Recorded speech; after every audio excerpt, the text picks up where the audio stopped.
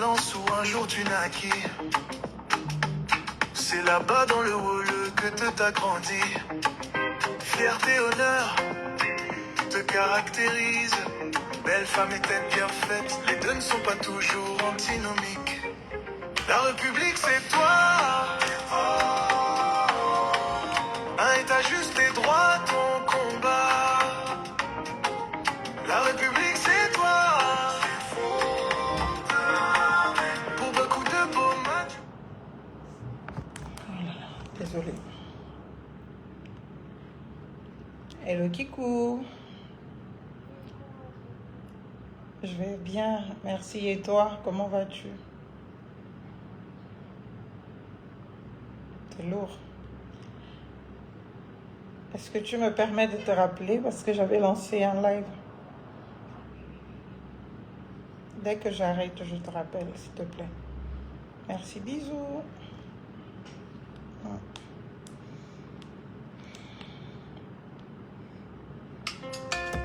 Désolée. Il fait une telle chaleur ici, je ne sais pas. Malgré la clim, ça va pas. C'est là-bas dans le hall que t'as grandi. Fierté, honneur te caractérise. Belle femme et tête bien faite, les deux ne sont pas toujours antinomiques. La République c'est toi. Et t'as juste tes droits, ton combat. La République c'est toi. Pour beaucoup de beaux matchs, tu portes la voix. Et Sola va bien. Et Sola va bien. La nanana est vraiment trop kinda. Et Sola va bien. Bonsoir les miens, partagez le live s'il vous plaît, mettez les cœurs. La République, les intrigues de la chose publique.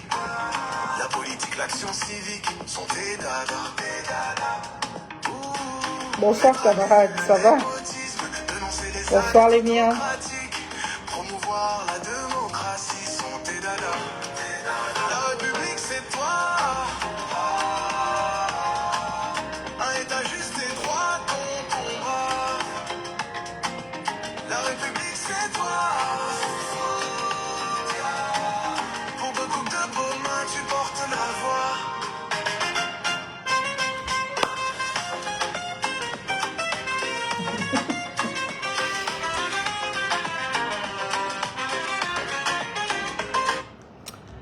Bonsoir tout le monde, bonsoir à vous mes très chers compatriotes, vous le savez, nous sommes Gabonais, nous sommes surtout Africains et vous savez bien qu'en Afrique, il y a toujours, même lorsqu'on parle des questions très sérieuses, une petite dose de folklore. Un peu de musique, ça adoucit les mœurs et c'est pour cela que je me permets, non pas par irrespect, bien de souvent introduire mes lives avec une petite musique et comme celle-là m'est dédiée. Et d'ailleurs, c'est l'occasion de remercier bien évidemment l'auteur, la personne qui a pensé à moi, qui a rédigé ce texte, qui parle de moi au titre de moi en fait. Et donc, pour essayer non seulement de vous voir venir, de détendre un peu l'atmosphère et puis de nous faire une communication qui soit digne de notre République en partage et surtout de notre citoyenneté revendiquée. Chers compatriotes, c'est toujours un plaisir pour moi de vous retrouver lorsque j'en ai l'opportunité, lorsque j'en ai l'occasion, et c'est d'ailleurs bien évidemment l'occasion de m'adresser directement à vous ce soir après avoir fait un texte. Pour une simple et bonne raison, je sais que beaucoup de nos compatriotes ne lisent pas. Je sais que beaucoup de nos compatriotes n'aiment pas lire. Et quand on écrit sur des sujets sérieux, souvent c'est très long. Parce qu'on veut traiter de la question sans oublier, bien évidemment, une partie du sujet. Donc, souvent, c'est long. Et je connais mes compatriotes. Quand c'est long, ça fatigue. Et donc, je me dis, il faut penser à ces autres compatriotes qui n'aiment pas la lecture pour faire un petit live, une petite vidéo leur permettant aussi d'être à la même hauteur d'information nous provenant que, bien évidemment, ceux-là qui s'obligent à la lecture. Alors, nous allons parler ce soir. Je prends la parole solennelle de ma citoyenneté revendiquée pour dire qu'il faut d'ores et déjà, il faut maintenant, bien évidemment, qu'une solution soit trouvée au niveau de l'éducation nationale. Et je livre mon analyse, bien évidemment, de ce que je constate dans l'environnement politique, de la gestion de cette crise et de cette problématique, bien évidemment liée aux revendications légitimes, et tout le monde s'accorde à le reconnaître, et bien de nos chers compatriotes. Alors, chers compatriotes, au-delà de ce que je sois juriste, je suis aussi politiste, c'est-à-dire je suis diplômée de sciences politiques. Donc, il m'arrive de temps en temps d'avoir un regard, bien évidemment, au-delà du juriste, mais bien évidemment qui coince avec les exigences de sciences politiques, les questions de responsabilité institutionnelle et gouvernementale, pour que naturellement, eh bien, je permette à ceux qui me suivent d'avoir la réalité d'une information falsifiable. En sciences politiques, ce que on parle de vérité falsifiable ou information falsifiable, une information qui reste vraie jusqu'à preuve du contraire, mais scientifiquement, jusqu'à ce qu'on établisse une réalité contraire ou qui vienne en contradiction de celle qui avait été établie pour vrai à ce moment-là. Donc, quand on parle de vérité falsifiable, de réalité falsifiable, n'allez pas croire que j'ai parlé d'une vérité falsifiée. Est-ce que vous comprenez? Voilà. Je suis gabonaise, je suis enfant de ce pays. Et je porte dans mon âme, mon corps, mon être, le Gabon. Et je ne peux malheureusement, au gré de quelque intérêt que ce soit, me réjouir, eh bien, du mal-être gabonais, du mal-être du peuple gabonais, du mal-être de la nation gabonaise, en aucune manière. Et peu importe les intérêts en cause. Par contre, je suis de ceux-là qui peuvent même aller jusqu'à prendre des risques pour pouvoir rétablir l'ordre, pour pouvoir établir naturellement ce qui nous honore. Vous savez, j'ai toujours eu à le dire, ceux qui me suivent depuis longtemps, c'est d'ailleurs pour cela que beaucoup se perdent quand ils me suivent. Je me rappelle encore comme hier sous Ali Bongo. Oh combien on me rappelait que je cherchais un poste pour une simple et bonne raison que je m'exprimais, eh bien, de citoyenneté républicaine et effective. C'est-à-dire, quand il faut s'exprimer, peu importe le degré de déception, le degré de colère, l'interpellation de chacun a toujours resté conforme à l'ordre public, pour beaucoup était perçu comme étant un soutien à celui qu'on a constitué oppresseur. Le simple fait de rappeler le respect des règles, même dans des périodes de crise, était vu comme une solidarité à l'oppresseur. Malheureusement, on a failli. L'école de la République a failli. Elle ne nous a pas inculqué véritablement la notion de citoyenneté. Elle ne nous a pas inculqué véritablement la notion même de l'intérêt général, le sens même eh bien, du respect de l'ordre public et des règles. Depuis toujours, on a toujours fonctionné dans notre pays eh bien, dans une sorte de foufrocratie, c'est-à-dire un mélange de genres. Vous savez, le foufou, on mélange un peu de banane, un peu de manioc, un peu de blé, on mélange tout, on pile et puis voilà, pourvu que ça donne quelque chose de comestible. Et c'est comme cela qu'on fonctionne. Et j'ai toujours eu à rappeler que, personnellement, j'ai du mal à fonctionner comme cela. Parce que je suis une enfant née dans les interdits. J'ai grandi au village. Au village, il y a beaucoup de tradipraticiens. Et ma famille avait beaucoup de tradipraticiens. Et quand on grandit dans ce milieu, on vit tellement avec des interdits qu'on a de liberté que dans le strict respect de ces interdits-là. Et cela m'a amené à avoir une capacité d'assimilation à la République, beaucoup plus efficace, qui me permet de savoir que je n'ai ma liberté que dans le strict respect de l'ordre public. C'est pour cela que les républiques de chaos, les républiques où on n'a pas les règles préétablies, les républiques où on ne sait pas quelles sont les limites, quel est le cadre dans lequel on peut se mouvoir et quel est le cadre en dehors duquel on ne peut pas, j'ai du mal à fonctionner. Parce que dès que vous me dites du point A au point B, B à C, C à D, voilà où vous pouvez vous permettre de vous mouvoir. En dehors, vous êtes vulnérable. Je ne vais pas prendre de risque d'aller en dehors. Je vais rester dans mon cadre et je vais exprimer toutes les libertés que me permettent ce cadre. Donc, le respect des règles est important. Chers compatriotes, le désordre n'accouche de rien. Absolument. Et quand une gouvernance, ça rime au folklore, qui donc renie les responsabilités même régaliennes de certains acteurs publics, pardonnez-moi, j'ai du mal à comprendre.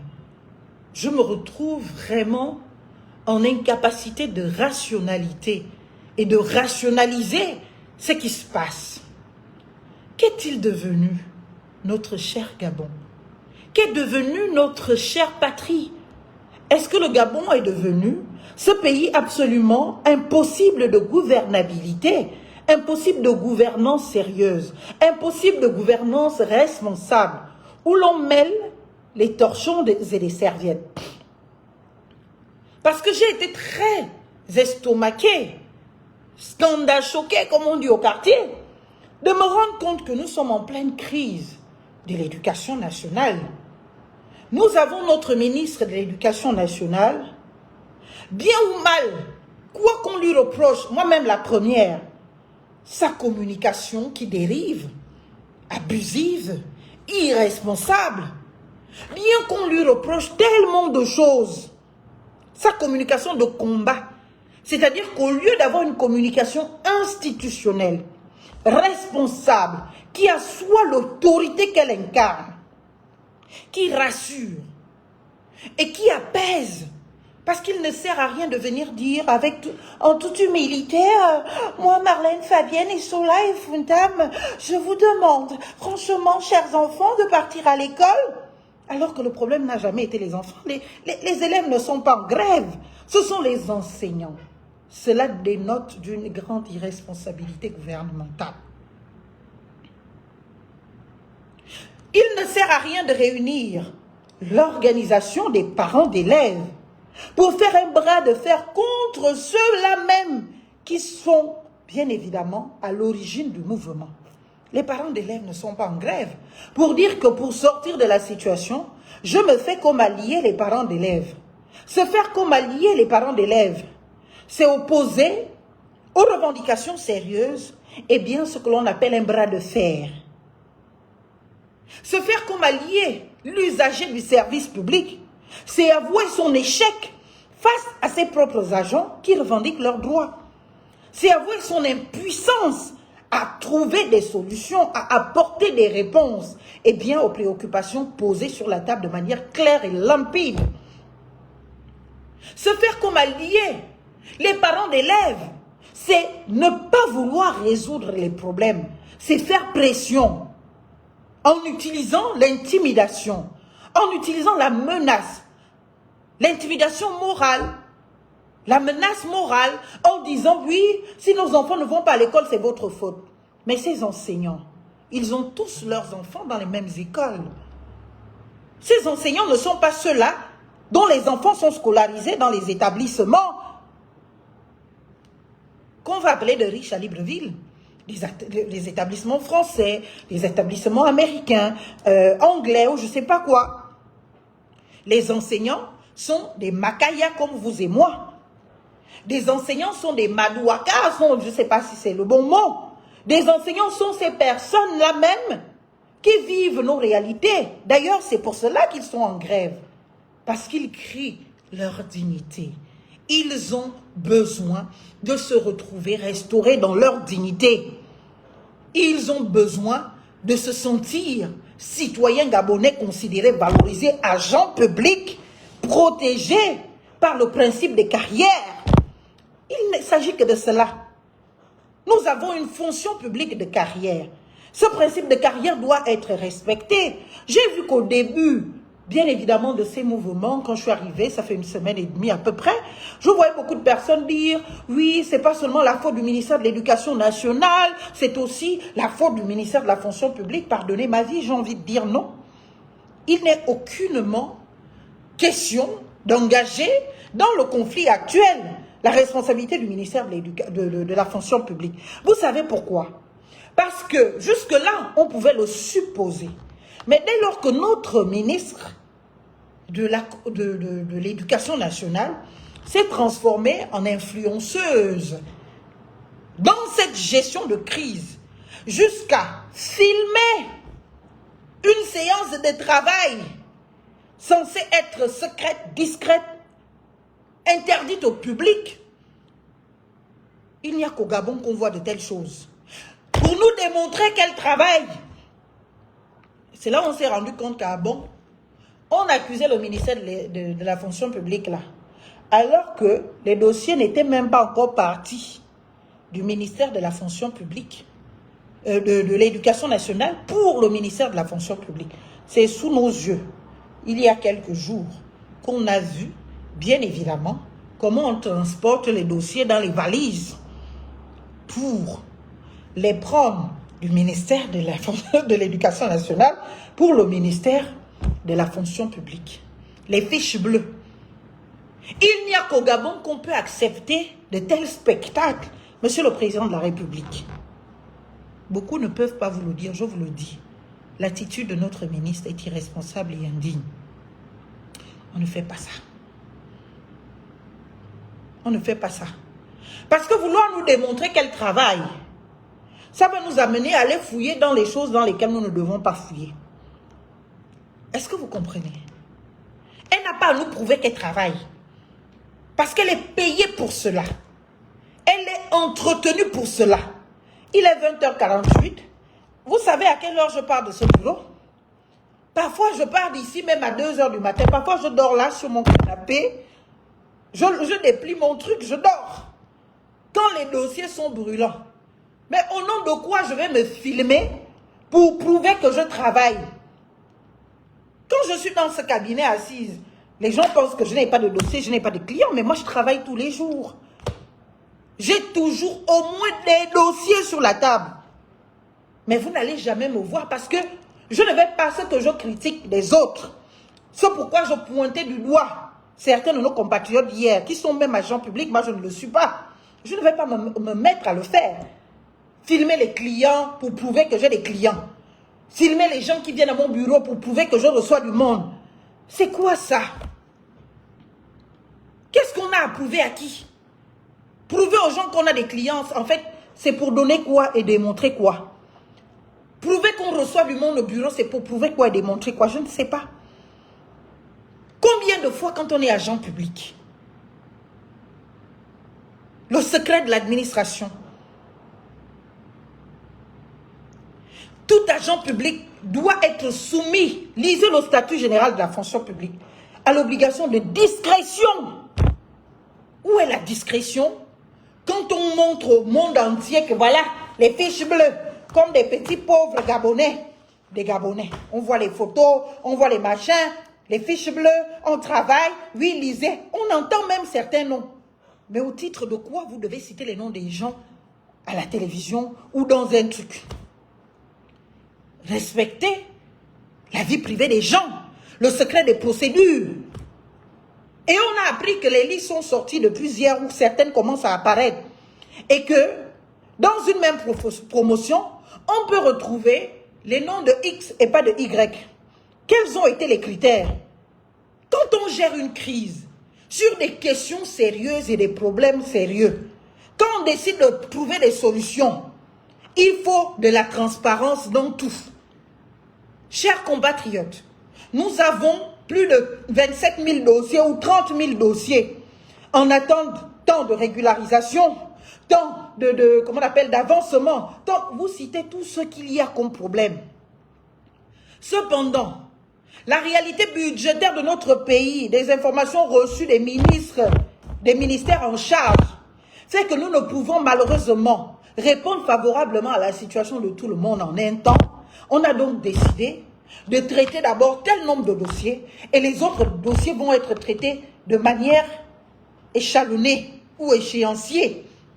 Donc, on fait un calendrier du mois de janvier au mois de février. Où on est là, on est en janvier. Du mois de janvier au mois de février ou de décembre à janvier, les dossiers prioritaires sont les dossiers allant de l'année temps à l'année temps. Et qui concernent les cas de temps. Parce qu'il est absolument injuste de trouver une solution à celui qu'on a recruté hier. Alors que l'autre attend depuis 10 ans sa solution. Il est en poste, il travaille et lui, il doit encore attendre. Comme vous voulez résoudre l'équation la plus facile, ceux-là, on les a recrutés hier, donc on va régler leur situation tout de suite et puis on passe à autre chose, non? Là, vous n'avez rien réglé. Vous n'avez rien réglé. Et vous instituez l'arbitraire en norme. Et au lieu de régler les problèmes, on va continuer à encourager dans ce pays l'impossibilité de se battre pour l'intérêt général. Parce que chacun, dès qu'il va trouver son nom, j'ai réglé mon problème, pourquoi je vais continuer la grève? Parce que c'est l'esprit qu'on nous a inculqué dans notre pays. Nous ne savons pas nous battre pour la nation. Nous ne savons pas nous battre pour la République. Nous ne savons pas nous battre pour l'intérêt général. Chacun de nous défend son intérêt particulier. C'est pour cela que je rigole souvent. Depuis quelques jours, quand je vois souvent certains, « Ah oui, toi on ne te comprend plus, on ne sait plus, ben voilà, avant tu étais comme si... » Qui va mourir pour les Gabonais encore aujourd'hui? Qui? Tu mets ta vie, j'ai mis en 2 ans de transition ma vie en danger. C'est vrai que personne ne m'a demandé, c'est ma vocation. C'est un appel, je me suis senti appelée. Je me suis senti le besoin de défendre mon pays, le Gabon. Mais, quand le moment est devenu critique et qu'on a demandé tous les soutiens des réseaux sociaux là, ils n'étaient pas là. Hein. Ni financièrement, ni moralement, ni je ne sais pas. Ils n'étaient pas là. Ils n'étaient pas là. Et ce sont les mêmes. Dès que tu te retrouves dans la merde, ils vont faire quelques publications, quelques jours, et puis, fiou, il n'y aura plus personne. Seul toi, tu vas payer. Seule ta famille va payer. Seuls les tiens vont souffrir. Et c'est ce qui tue le combat public au Gabon. Quand on se bat pour les droits, on a toujours des traites parce que nous sommes très majoritairement éduqués au chacun pour soi. Nous sommes éduqués à être égoïstes. Nous sommes éduqués à ne pas savoir ce qu'est l'intérêt général. Nous sommes éduqués à ne pas ressentir la douleur de l'autre. Tant que cela ne nous concerne pas encore, ce n'est pas notre douleur. Elle ne va nous intéresser que quand la douleur là aussi va commencer à nous concerner et qu'on se rendra compte que finalement, eh ben, il faut que je me lève. Tant que c'est l'autre qui est blessé là, ça ne nous regarde pas. Pourtant, de tous les problèmes dont je parle sur les réseaux sociaux, je ne sais pas lequel me concerne personnellement et individuellement. Très rares sont ceux-là. Parce que il faut toujours voir au-delà de sa petite personne l'intérêt général. Nous sommes individualistes. Et ce n'est pas une qualité, c'est un défaut. Nous sommes individualistes. Nous nous réjouissons du malheur des autres. Nous adorons voir les autres tomber au sous-sol. Nous sommes égoïstes, nous, peuple gabonais. Mais ce n'est pas totalement notre faute. C'est le politique qui nous a éduqués comme cela. Et malheureusement, ça continue. Malheureusement, ça continue. Parce qu'aujourd'hui, les mêmes comportements qu'on reprochait hier, dès lors qu'il y avait une manifestation sérieuse, ce sont les manifestations, ce sont les luttes sociales qui ont amené aux garanties que nous avons aujourd'hui, dont nous nous prévalons et que nous brandissons. Les autres sont morts pour ça. Les autres sont morts pour accéder à tout ce que nous réclamons aujourd'hui là.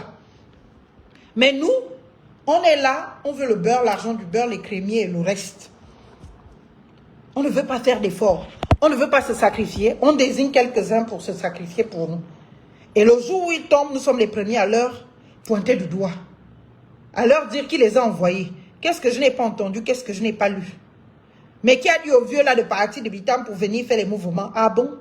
Le sens d'un engagement social, le sens de se battre, de militer pour une cause, on ne le connaît pas dans notre pays. Et c'est dommage, chers compatriotes. Donc revenons à notre crise. Il est d'aucun intérêt pour qui que ce soit qui aime ce pays de laisser perdurer la situation. Mais les autorités compétentes ont foiré. Et j'ai mal à mon Gabon de constater que nous ne sommes pas capables de nous comporter dignement, institutionnellement parlant. C'est dommage. Je disais donc que j'ai été estomaquée, choquée qu'en pleine crise sociale, alors que plusieurs décrient, eh bien, le ministre, dénonce le ministre, demande que le président de la République fasse démissionner le ministre, demande que la ministre elle-même démissionne, prenne de la hauteur, prenne ses responsabilités citoyennes d'abord, et de dire que non, je ne peux pas être celle-là qui va être le visage du blocage de l'école de nos enfants, parce que mes enfants ne sont pas dans ces écoles.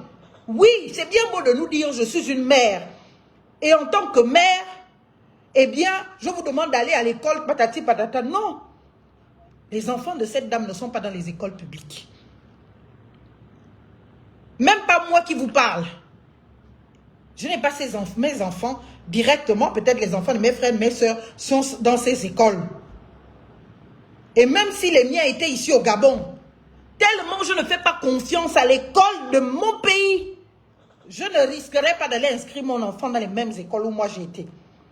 Peut-être mes parents n'avaient pas les moyens de dire que eux, ils vont me donner plus que ce que j'aurais dû avoir. Ils se sont déjà battus de ne pas me mettre dans les lycées publics pour me mettre chez les catholiques. C'était leur niveau là-bas. Et c'est ce qui était disponible à Mindik. Il n'y avait pas de lycée français là-bas, ni à Mindik, ni à Oyem.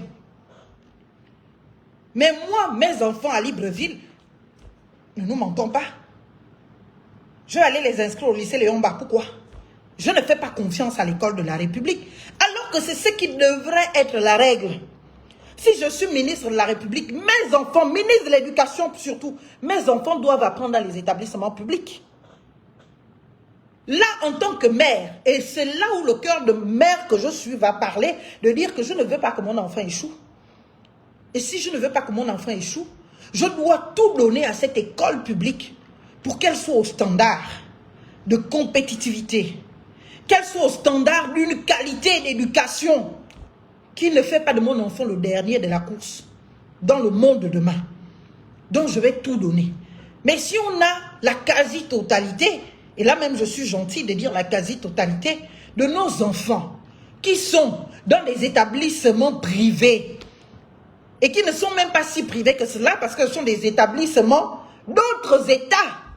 Ça veut dire que nous faisons confiance à d'autres États sur notre propre territoire pour l'éducation de nos enfants, alors que nous-mêmes, nous pouvons organiser une éducation solide et fiable pour tous nos enfants. C'est pareil avec la santé. Nous ne faisons pas confiance à l'hôpital général. Nous ne faisons pas confiance aux hôpitaux publics. Pourquoi nous allons dans les cliniques?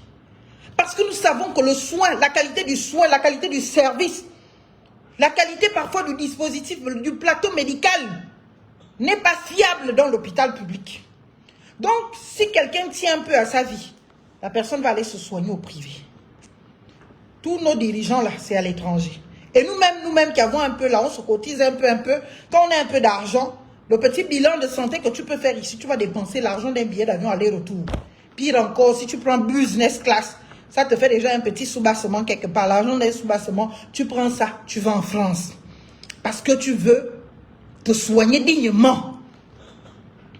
Donc, on n'aime pas notre pays, soyons honnêtes de le reconnaître.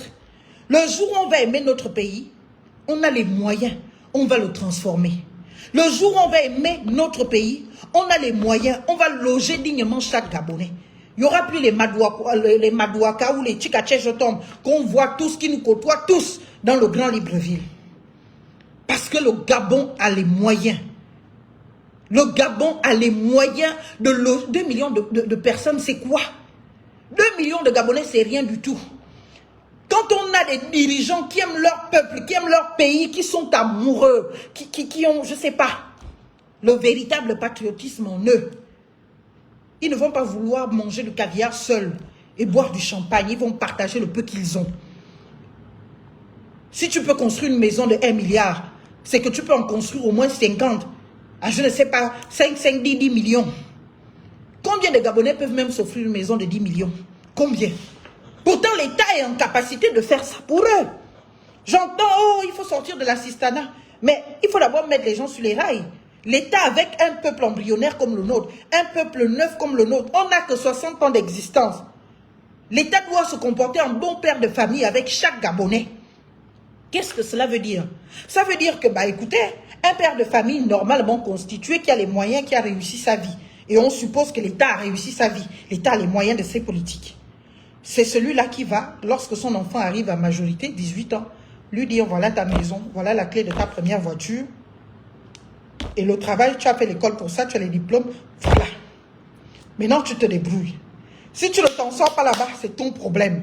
Je pourrais être là que des moments difficiles pour te permettre une réinsertion. Mais ce n'est plus moi qui te prends en charge. Maintenant, toi, tu vas travailler. Et ce que tu vas travailler, ça va revenir à l'État pour que l'État continue le même travail auprès des autres. Donc, si l'État n'a pas déjà mis les gens sur les rails, n'a pas assumé son rôle de bon père de famille ou de bonne mère de famille, on va se perdre. On va chanter tous les jours que oh, l'État ne peut pas tout faire. L'État doit tout faire dans notre contexte. L'État doit tout faire pour chaque Gabonais d'abord. Et avoir maintenant les raisons de suivi et de contrôle de dire que je vous ai mis en condition, je vous ai tout donné. Celui qui échoue, même s'il faut aller en prison pour avoir échoué, vous irez en prison pour avoir échoué. Mais au moins, on aura la traçabilité de ce que l'État a fait. Mais quand on est défaillant, on vient nous sortir, l'État ne peut pas tout faire. L'État gabonais peut tout faire pour ses compatriotes. Mais on ne s'aime pas assez. On a hérité de la mentalité esclavagiste de la période coloniale. C'est-à-dire que certains sont devenus des colons de leurs propres frères. J'ai l'impression que dans ce pays, nous n'avons pas guéri du traumatisme colonial. C'est-à-dire que les actes qu'ont subi nos prédécesseurs, nos pères, nos grands-pères, dans le traitement qui leur était infligé par l'administration coloniale, ils en ont hérité et trouvent légitime de nous le transférer, de nous traiter de la même manière. Et c'est cela qui se passe de génération en génération. On ne reconnaît pas notre citoyenneté, on ne nous considère pas au titre de cette citoyenneté, on ne nous établit pas dans nos droits dans cette citoyenneté, alors que nous la méritons. Nous sommes citoyens gabonais. Un citoyen a des droits, c'est vrai, il a des obligations, mais à quand l'observation par l'État de ces obligations pour que nous soyons en capacité de revendiquer nos droits, mais aussi en capacité de pouvoir observer notre part d'obligation. Parce qu'on ne peut pas obliger quelqu'un qui n'a pas les moyens de s'obliger. Voilà. Ce n'est dans l'intérêt de personne que la crise de l'éducation perdure. Que ce soit sous Ali Bongo hier, que ce soit aujourd'hui. Chers compatriotes, j'ai toujours dénoncé l'instrumentalisation politique des sujets sérieux. La partisanerie politique sur des sujets sérieux. J'ai toujours eu à dénoncer dans notre pays qu'il y ait, ce jeu malsain politique. Et c'est pour cela que j'ai toujours dénoncé que les acteurs syndicaux s'engagent aussi en politique. Ça crée des confusions inacceptables. Parce que lorsqu'on fait que le même acteur, il est en politique, le même acteur, il est, comment vous appelez ça? Il est syndicaliste, il y a confusion de genre. Quand il prend la parole, on ne sait plus qui parle. Est-ce que c'est le syndicaliste? Est-ce que c'est... Et ils sont toujours en responsabilité. Il est en responsabilité en politique, alors que c'est incompatible. Donc parfois, quand on traite de la question syndicale, on voit le visage politique, l'argumentaire politique les idées politiques, la volonté politique de bloquer ou de je ne sais pas quoi. Et vice-versa. Il faut dépolitiser l'environnement syndical et il faut que les revendications restent syndicales. Ça, c'est un. Deux, l'institution doit prendre ses responsabilités, chers compatriotes. On a tous dit, moi y compris, que le fait que Madame la ministre actuelle soit là depuis 5 ans, même si elle nous a dit qu'elle était d'abord ministre déléguée, après elle a été ministre, après, en tout cas, ça fait 5 ans, si ce n'est plus, qu'elle est là, dans ce ministère. Parce que même en tant que ministre déléguée, on connaît des sujets de son secteur, de son ministère. Donc, même si elle n'a fait qu'un jour, 2 ou 3, au poste de ministre plein sous Ali Bongo, quand elle est arrivée ministre plein, en tant que ministre, ayant déjà connu les dossiers en tant que ministre délégué, elle savait déjà ce qu'il fallait faire. Et si elle voulait résoudre les problèmes, elle les aurait résolus depuis longtemps. Donc, elle a eu le temps d'être ministre délégué et ministre plein sous Ali Bongo. Sous Brice Clotaire Oligui-Nguema, pendant la transition et maintenant sous la 5e République, elle a eu aussi, eh bien, le temps de régler les problèmes. C'est pour cela que j'ai dit, non pas pour en faire un débat de personnes et d'individus. D'ailleurs, j'ai proposé que si tant est que le président de la République a vraiment besoin d'elle en politique, qu'il la redéploie dans un autre ministère. Mais pour amener l'apaisement dans le secteur de l'éducation, il y a besoin d'un minimum de foi, eh bien, dans l'autorité qui incarne l'institution. Et c'est elle. Donc, il fallait naturellement, bien évidemment, eh bien, qu'elle soit démise de ses fonctions. Si elle ne peut pas avoir elle-même le courage de démissionner. Malheureusement, beaucoup nous ont ri au nez. Beaucoup ont pensé qu'on était dans un petit combat de personnes, de recherche, de pause, de volonté de la remplacer, je ne sais pas trop quoi. Parce qu'au Gabon, on réduit toujours tout. Alors que non, chers compatriotes, personne ne prend la place de personne en politique. Chacun a sa place. Tu veux une place, tu l'as. Tu ne la veux pas, tu ne l'as pas. Sauf si tu ne sais pas qui tu es, sauf si tu ne sais pas ce que tu vaux. C'est là où tu vas gratouiller et grappiller les places des autres. Quand tu sais qui tu es et ce que tu vaux, tu as ta place à toi. Le jour où tu as besoin d'une place, si c'est dans un gouvernement, tu l'auras. Tu n'as pas besoin de gratter la tête de quelqu'un. Est-ce que vous comprenez? Donc, les petits jeux, peut-être, ça a toujours été le cas, hein, qu'on va faire, on va blacklister X, on va blacklister Y. On va essayer de faire tomber X pour mettre... Non. Vous voyez, depuis là, vous avez participé, il y a eu une grande campagne. Oh, Marlène, future ministre de ceci, Marlène nommée par Y, Marlène. Vous m'avez entendu dessus. Vous m'avez entendu dessus. Parce que je sais que, bien évidemment, dans notre pays, dès lors qu'on entend ton nom quelque part, 1, 2, 3 fois, les réseaux s'activent pour parfois rendre l'information très publique afin de la rendre moins surprenante, pour qu'elle ne choque plus, pour désintéresser. Et puis moi, ça ne m'intéresse pas. Je vous le dis encore une fois, je ne cherche à prendre la place de personne. Je ne cherche à prendre la place de personne. Si je voulais participer à la gouvernance de mon pays en rentrant dans un gouvernement, je le serais. À ce jour, ça ne fait pas partie de mes priorités. Donc, vous qui analysez toujours mes prises de position, depuis plus de 5 ans, parce que c'est depuis 2020 que je suis publiquement sur les réseaux sociaux, comme des volontés de gratouiller ou de grappiller ou d'avoir un poste, calmez vos cœurs. Calm down, dear. Calmez vos cœurs. Si j'accepte, je ne vous devrai rien et je ne prendrai la place de personne. Et si je n'accepte pas, je ne vous enlèverai rien non plus. Notre pays, c'est le pays de tout le monde. Chacun est libre de dire je participe à la gestion. Chacun est aussi libre de dire que tel que je vois les choses organisées là, je ne prends pas part pour l'instant, j'observe. Parce que si je dois mettre mon doigt dedans, il faut que je sois en capacité de véritablement faire quelque chose. Si c'est juste pour être ministre, si c'est juste pour qu'on m'ouvre la portière, on m'ouvre déjà la portière. Je n'ai pas besoin d'être ministre pour qu'on m'ouvre la portière pour monter dans un véhicule. Si je veux qu'on m'ouvre la portière, on me l'ouvre. Le jour où je ne veux pas aussi, moi-même j'ouvre la portière, moi-même je conduis. Le jour où je n'ai même pas de voiture, je prends le taxi. J'arrête le taxi, je pars là où je veux aller. Je ne suis pas prisonnière de quoi que ce soit, je vous l'ai dit. Quand je peux, je prends business class. Quand je ne peux pas, je prends économique. Donc ne soyez pas choqués qu'un jour, vous me voyez en classe éco. Moi, ça ne me choquerait pas parce que ce n'est pas l'argent de quelqu'un, c'est le mien. C'est la sueur de mon front, c'est mon travail. Donc, si j'ai les moyens de me faire plaisir ou de satisfaire un confort, je le fais. Si je ne l'ai pas, et cela, je ne suis pas complexée. Je suis née au village, j'ai grandi dans la difficulté et les contraintes. Je ne découvre rien. Donc, je ne sais pas ce que ça va changer à ma vie si ce n'est ajouter les problèmes. Comme mes très chers compatriotes sont déjà en train de me les créer là. Il paraît que j'ai des comptes où on m'a viré beaucoup d'argent. Quand je vais aller au village demain, tout le monde va venir me demander l'argent qu'on m'a viré dans les comptes. Bon, peut-être c'est moi qui ne suis pas encore informé. Hein.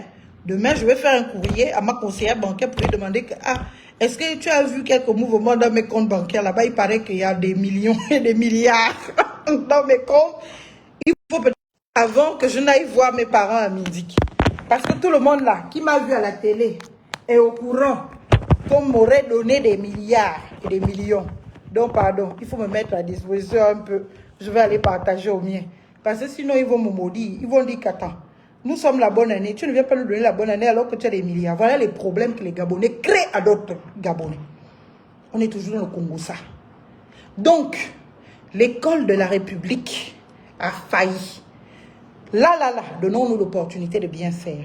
Je trouve que le président de la République a désavoué la ministre. Est-ce que vous comprenez? Et le président de la République, M. Brice Clotaire Oligingema, a donné raison à nous autres qui disions que Mme Camélia Ntoutoumou-Leclerc n'est pas en capacité de régler cette crise. Pour deux raisons. Le facteur temps et durée ne joue pas en sa faveur. Elle a été là depuis 5 ans. Donc, la foi que certains peuvent avoir en elle n'est plus crédible. Donc, ça va forcément amener à un défaut de confiance entre les acteurs syndicaux et elle. Vous dites qu'on avait tort de le dire. Ce n'était pas contre elle. Moi, je le dis encore, moi, personnellement. Ce n'était pas contre elle. Moi, je n'ai rien à voir contre cette dame. Je ne la connais pas personnellement. On l'observe tous et toutes à distance. Est-ce que vous comprenez? On l'observe tous et toutes à distance. Ce n'est pas mon ami, ce n'est pas mon ennemi. D'ailleurs, personne dans ce gouvernement, contrairement à ce que beaucoup croient, n'est mon ennemi. Je dis bien personne. Donc, ce n'est pas un combat de personne et je n'ai pas de combat de personne à faire avec qui que ce soit quand on parle des sujets de la République et de notre pays, le Gabon. Il n'y a pas de combat, il n'y a pas de, je ne sais pas, à faire. Le problème est là. On fait une analyse claire. Est-ce que toi-même, tu vas faire confiance à quelqu'un qui est là depuis 5 ans, il n'arrive pas à trouver des solutions à ton problème? Il te dit, je vais trouver les solutions. Tu ne fais pas confiance. Mais on a besoin de cette confiance-là pour calmer les choses. Vous avez dit qu'on avait tort. La preuve qu'on avait raison, c'est laquelle? C'est que le président de la République, enfin, je n'ai pas le mot de mission ou de mot d'ordre, mais comme les médias l'ont relayé ainsi, je ne peux que croire, puisque ce sont les médias de la République qui l'ont relayé ainsi. Le président de la République a désigné des médiateurs, dont nos syndicalistes que vous connaissez très bien. Papa Georges Paga et l'autre, il s'appelle comment? Ah, mon parent là. Celui que j'ai fatigué pendant l'élection présidentielle, là, il s'appelle comment? Pierre Mintsa. Le président, on a appris par les médias que le président les a désignés pour être des médiateurs pour sortir de la crise. Peu de temps après, on a appris qu'un député de l'Union nationale a été désigné comme médiateur dans la pratique administrative et institutionnelle et même politique d'un pays. Institutionnellement parlant. La seule personne en capacité de médiation, c'est le ministre de l'Éducation nationale. Donc, c'est Mme Camélia Ntoutoumou-Leclerc qui doit jouer le rôle de médiatrice. Est-ce que vous comprenez? ou de médiateur, parce que c'est elle qui incarne l'autorité de l'État, sectoriellement parlant. C'est elle la ministre de tutelle. Donc, il ne peut y avoir d'autre médiateur que elle. Mais si on en vient à nommer d'autres médiateurs, tout simplement, ça veut dire quoi? Ça veut dire que elle est désavouée. Ça veut dire qu'on reconnaît son impuissance, son incapacité, son incompétence, excusez-moi. C'est ce que ça veut dire. Moi, je ne fais qu'interpréter les faits. Je ne les invente pas. Nous, on pouvait rester à crier et on pouvait dire que, ah, nous, on est peut-être dans la jalousie, on veut son poste, on veut je ne sais pas trop quoi. C'est pas grave. Mais jusqu'à ce qu'on nomme d'autres personnes pour devenir les médiateurs pour régler un conflit, on a compris que le président n'a peut-être pas, pour l'instant, je n'ai pas envie de dire le courage, eh bien, de la destituer, de l'enlever. Mais les faits sont que on l'a déjà dépossédée de son pouvoir. On l'a déjà enlevée. Elle n'a plus aucun pouvoir institutionnel. Et moi, honnêtement, j'étais à sa place, je démissionnais. Parce que si j'ai horreur d'une chose, c'est le manque de respect. Si j'ai horreur d'une chose, c'est faire des figurations dans les choses des gens. Je ne suis plus la bienvenue. Vous ne m'estimez pas en capacité de régler un problème. On fait face à un problème dont je suis, bien évidemment, la responsable pour trouver des solutions. Vous me sautez dessus et puis vous partez recruter les gens pour venir régler le problème à ma place. Ça veut dire que vous avez déclaré que je ne vaux rien. Vous avez déclaré que je ne sers à rien. Vous avez déclaré que je ne suis pas compétente, que je ne peux rien. Mais vous me gardez pourquoi, Monsieur le Président? Pourquoi vous nous imposez ça? Pourquoi vous nous imposez, Monsieur le Président, je vous le dis publiquement et solennellement, pourquoi vous nous imposez ce genre de choses, s'il vous plaît? Pourquoi? Ce n'est pas possible. Vous êtes le seul détenteur du pouvoir discrétionnaire de nommer et de dénommer. Si vous estimez que quelqu'un ne remplit plus les conditions pour faire un travail, vous l'enlevez. On va vous en vouloir qui? Quelqu'un vous a obligé à nommer Madame Camilla Toutoum Leclerc là où elle est là. Moi, je ne le crois pas. Je ne peux pas le penser. Je vous ai vu tête à tête en se regardant dans les yeux. Je ne pense pas que vous soyez le genre à qui on va mettre le couteau sous la gorge pour dire fais ça, signe à gauche, signe à droite. Non, vous n'êtes pas comme ça. Mais pourquoi vous laissez croire que c'est ça? Parce que quand vous faites, enfin, sauf si les Pierre Mintsa, Georges Paga et le député de l'Union nationale, là, ils se sont autoproclamés médiateurs en votre nom et que vous ne les avez pas mandatés à cet effet et que vous ne les avez pas mandatés à cet effet, sauf si c'est cela. Est-ce que vous comprenez? Sauf si c'est cela.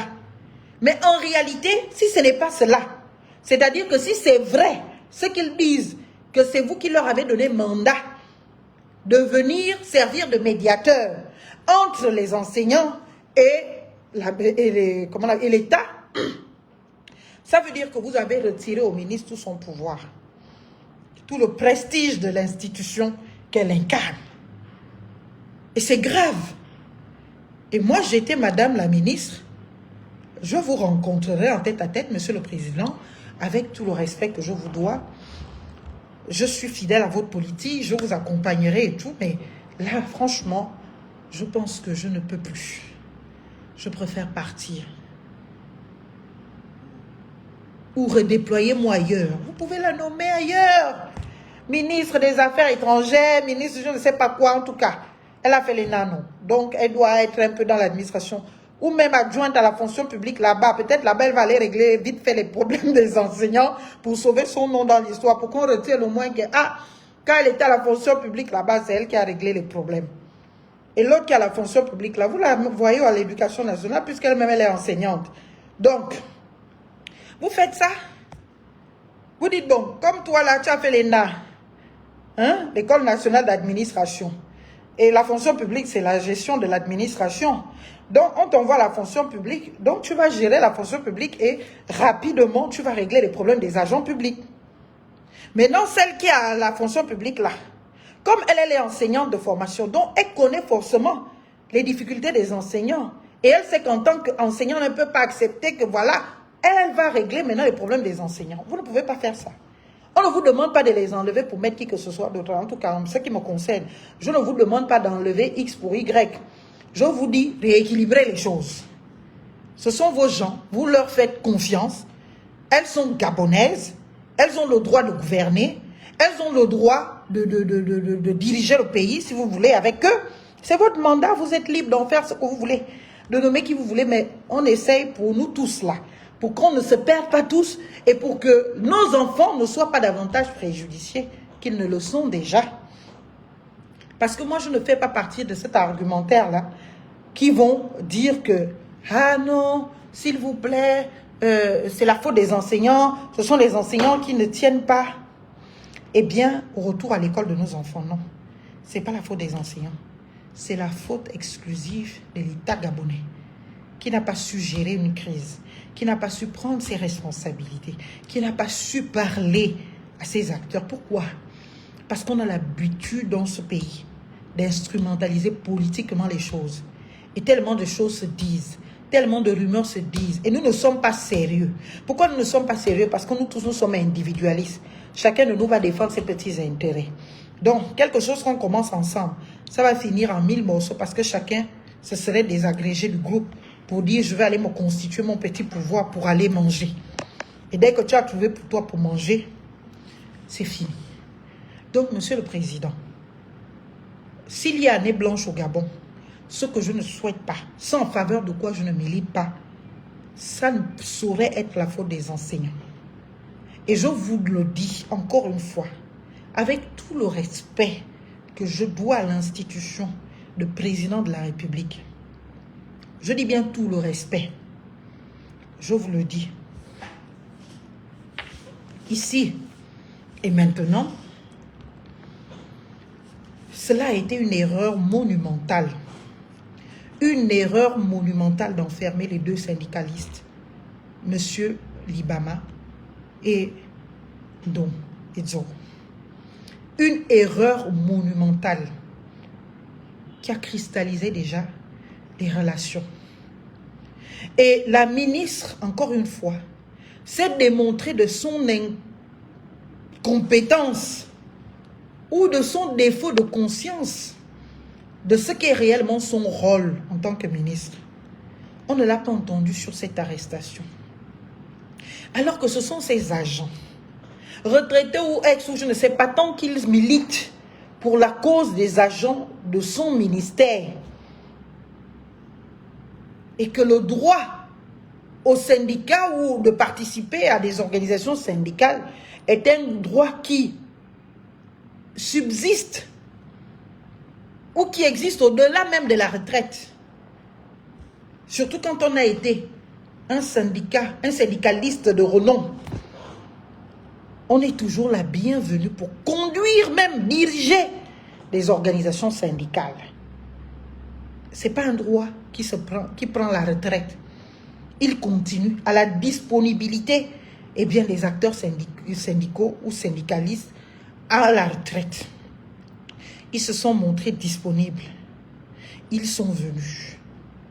Ils n'ont fait aucun appel à la haine, aucun appel à je ne sais pas. Ils n'ont bravé aucune autorité de l'État. Ils ont émis des revendications. Des revendications que vous-même vous reconnaissez fondées. En lieu et place de prendre le courage politique de les recevoir, vous avez choisi quelques-uns acquis à votre cause. Vous avez choisi de diviser pour mieux régner. Diviser d'abord les syndicalistes entre eux. Puis, diviser les différentes parties prenantes. Les enfants, les élèves contre les enseignants. Oui, vous l'avez fait. Parce que vos communications qui tendent à appeler les enfants à l'école déclarent déjà que je ne suis pas écouté par les enseignants. Peut-être si vous êtes à l'école forcée, vous allez contraindre ces enseignants à venir. Vous vous asseyez déjà sur votre propre autorité de ministre de la République. Et ce n'est pas acceptable.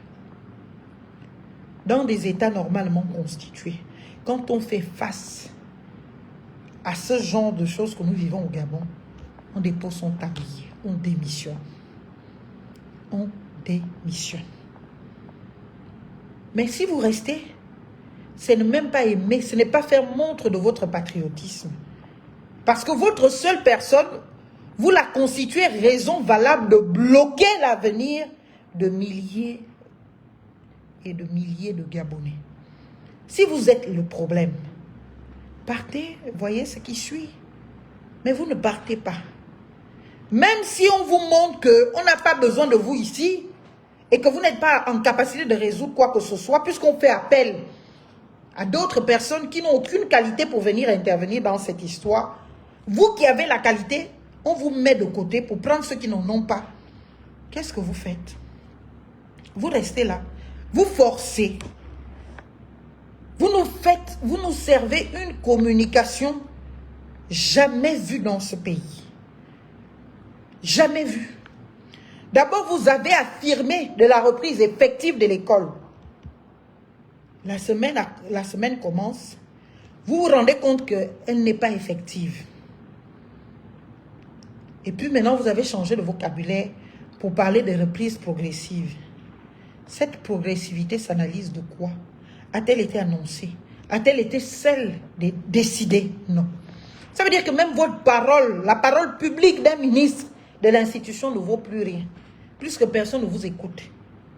Ni les parents d'élèves que vous prenez en catimini contre les enseignants, ni les élèves que vous prenez en catimini contre les enseignants. Combien de fois les enseignants eux-mêmes qui ne vous écoutent plus, sauf quelques-uns, deux tondus, trois pelés. Il faut avoir la lucidité de reconnaître ce qui se passe. La lucidité et la responsabilité instituée. Vous n'êtes pas n'importe qui, madame. Vous êtes ministre d'État. Protocolairement parlant, vous savez ce que ça veut dire. Vous n'êtes pas n'importe qui. Mais comment la parole d'un ministre d'État, ou pour être un peu très féminine, et j'ai envie de dire féministe, la parole d'une ministre d'État peut ne plus rien valoir. Comment? Et vous restez là. En politique, vous êtes en politique, vous occupez un poste politique. En politique, c'est un désaveu. C'est un désaveu criade. Vous devez faire preuve de dignité et de dire que là, non, je pars. Chez les femmes, je pense que vous êtes femmes. Vous devriez entendre Wazalaundo avec des gens qui ne sont pas, en fait, des gens qui sont préposés comment? Des gens dont tu réponds comment? Walaundo yebe, walaundo yeza. Reste à ton statut, ministre de la République, pas n'importe laquelle, de l'éducation nationale, pas n'importe laquelle, mais ministre d'État. Et puis vous venez jouer à ça. Vous partez dans un établissement public. Gâteau bédoum, comme moi là.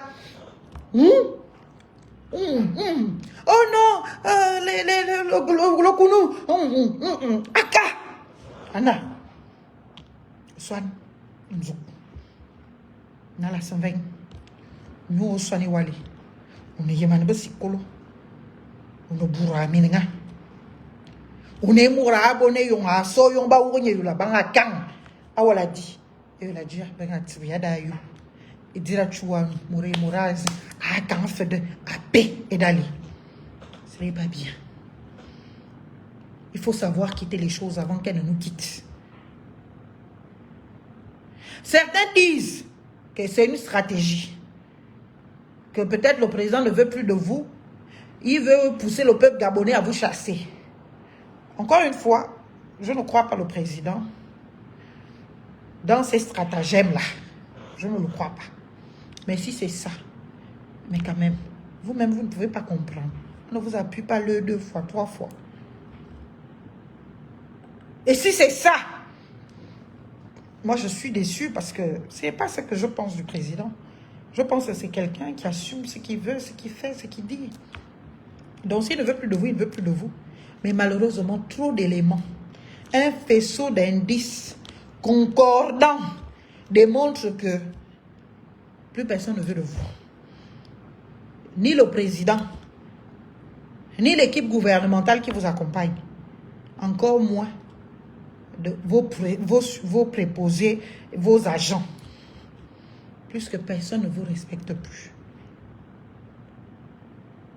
Vous êtes ministre d'État, mais vous êtes convoqué là chez le coordonnateur du gouvernement pour régler vos problèmes. Ce n'est pas son rôle.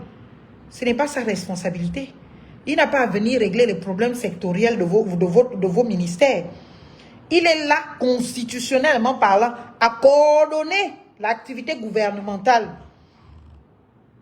Ce n'est pas à lui d'intervenir directement dans les problèmes personnels, sectoriels des ministères, des départements ministériels. Ce n'est pas à lui de le faire. Ce n'est pas dans ses prérogatives constitutionnelles. Et c'est pour cela que je me dis, on se retrouve dans ce cafouillage-là, cette foufoucratie que nous ne voulons pas. Nous voulons une république effective, respectueuse des institutions, où la parole institutionnelle a du poids, a de la valeur, engage la responsabilité de l'institution, suscite respect, suscite adhésion. On ne contraint pas, je vous ai dit, si les gens ne vous respectent plus, on ne va pas les mettre en prison. Est-ce que vous comprenez? Quand je parle de respecter, c'est respecter votre parole. Vous dites tout le monde en classe, personne ne va en classe. Maman, il n'y a pas de guerre à faire là-dedans. Il n'y a pas envoyé quelqu'un en prison. Il y a à tirer les conséquences de ce que là, ça ne va plus. Il est vrai qu'un petit pays comme le nôtre, beaucoup peuvent être instrumentalisés pour vous dégager de votre poste.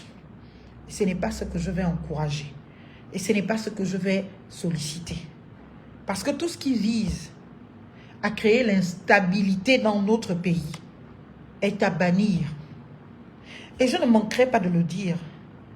C'est pour cela que je pense que le président a une appréciation que je ne partage pas, de garder à des postes à responsabilité ceux qui ont été les artisans hier de déstabilisation du Gabon. Est-ce que vous comprenez? Beaucoup sont là en responsabilité. Pourtant, ils ont appelé à l'insurrection hier, plusieurs fois. La logique humaine fonctionne simplement. Si eux ne trouvent plus de raison aujourd'hui pour appeler à l'insurrection sous le régime qu'ils servent, en étant en responsabilité, d'autres Gabonais mécontents, d'autres Gabonais qui ne sont pas d'accord avec la gouvernance actuelle et qui ne veulent pas de la gouvernance actuelle, vont aussi trouver des raisons pour pouvoir appeler à l'insurrection. Je l'ai dit hier soir, je le dis encore ce Oligi. Je suis contre l'insurrection. Je suis contre toute forme de déstabilisation d'un pays. Et c'est d'ailleurs pour cela que je suis contre les coups d'État. Il n'y a aucun coup d'État que je trouve salutaire. Même pas celui qui s'est passé dans notre pays. Aucun coup d'État n'est salutaire. La preuve en est là. Le nôtre, nous le pensions salutaire. Il suffit d'écouter certains de nos compatriotes dans les maisons, dans les quartiers, dans les bureaux, dans les voitures, dans les restaurants. Beaucoup déchantent. Beaucoup aujourd'hui sont dans un réalisme qui les amène à regretter peut-être les adoubements d'hier. Pourquoi? Le chaos n'est jamais bon. Mais on ne va pas réécrire éternellement l'histoire. Notre histoire a fait que nous connaissions cela. Notre histoire a fait que nous passions par cela. Qu'est-ce que nous faisons? What next? What is next? Ou the next? Je ne sais pas. Bonjour. Qu'est-ce que l'on fait après? Qu'est-ce que l'on fait pour la suite? On décide de continuer dans la médiocrité. Ou on veut enfin avoir le courage de se regarder dans les yeux en tant que frères et sœurs et de se dire non, le chemin que nous sommes en train de prendre là n'est pas bon. Sortons. Moi, j'ai toujours refusé les partisaneries. C'est pour cela que ça a été même difficile pour moi de... Parce que l'heure était grave et les enjeux tellement importants. Je me suis permise une partisanerie pendant la transition. J'ai toujours voulu rester neutre et libre de dire ce que je pense au moment où je dois penser. Si je pense que le pouvoir fait mal, que j'ai la liberté de dire que le pouvoir fait mal, Si je pense que le pouvoir fait bien, que j'ai la liberté de dire que le pouvoir fait bien, alors que quand on s'inscrit dans les partisaneries, on n'a plus cette liberté. Puisque si la stratégie, c'est de dire que tout ce que le pouvoir fait est mal, on ne va jamais trouver du bien à ce pouvoir. Et si la stratégie est aussi de dire que tout ce que le pouvoir fait est bien, on ne va jamais trouver de bien à ce pouvoir, de mal à ce pouvoir. Et ça ne m'enrichit pas. Et ça m'enferme et ça m'emprisonne et je me sens réduite. Et psychologiquement, je suis inexistante. Et je souffrirai de cette situation. C'est pour cela que j'adore ma liberté. Bien que j'ai appris beaucoup de choses de ces périodes que nous venons de traverser en partage. J'ai appris énormément. Mais ma liberté, j'y tiens encore. S'il vous plaît. C'est de notre pays dont on parle. Ce n'est pas d'un autre pays, sur une sphère, je ne sais pas. C'est notre pays. Et ce Gabon sera ce que nous voulons de lui. Donc, trouvez une solution cette semaine. Que ce soit Madame Camélia, qui est désavouée par le président et par tous les acteurs. Que ce soit le président de la République. Que ce soit je ne sais pas qui. Trouvez une solution. Et quand on sort de cette solution, faites désormais bien, s'il vous plaît. Ne nous replongez pas dans le passé et le passif de ce passé. Nous en avons assez. On avait bien on appelle ça comment? Un vocabulaire là où, je ne sais pas comment dire ça, un argumentaire. En 2 mois seulement. En 2 mois seulement. Moi, je veux entendre en 1 mois seulement la grève a été réglée. Pourquoi on n'a plus ça? Sortons du mensonge. Sortons de la propagande. La période électorale est passée. La période électorale est passée. Nous sommes devenus tous Gabonais qui dépendons des autorités actuelles. C'est-à-dire qu'on les aime ou qu'on les aime pas. Ce sont nos autorités. Ils parlent en notre nom, ici en notre nom. Ils sont responsables de nous. Donc, et on me toit à Kabé.